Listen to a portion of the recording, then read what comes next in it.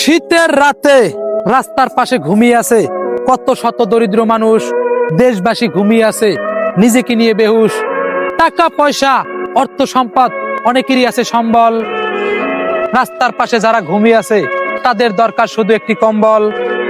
শীতকাল আসে তবে সবার জন্য নয়, রাস্তার পাশে যারা ঘুমিয়ে আছে তারাই জানে শীতকালের রাতটা কতটা ভয়ঙ্কর হয়। ওয়ালাইকুম সালাম। ভালো আছেন আপনি? ভালো। তো শীত লাগে না, এখন তো শীত লাগে না। এখন লাগে না? তাই যাই হোক, আমাদের তরফ থেকে আসলে আপনার শীতে দেখা হয়েছে, রাস্তায় হয়তো যাইতেছেন দেখা হয়েছে, তো আমাদের তরফ থেকে আপনার একটা কম্বল আমরা গিফট করলাম।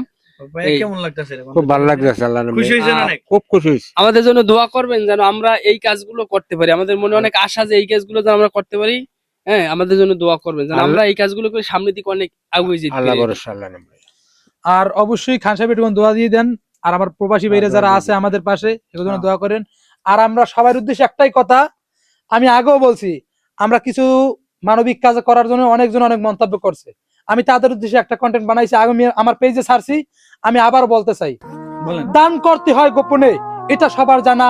মানুষের পাশে দাঁড়ানোর ভিডিও করতে তোমারে কে করেছে মানা?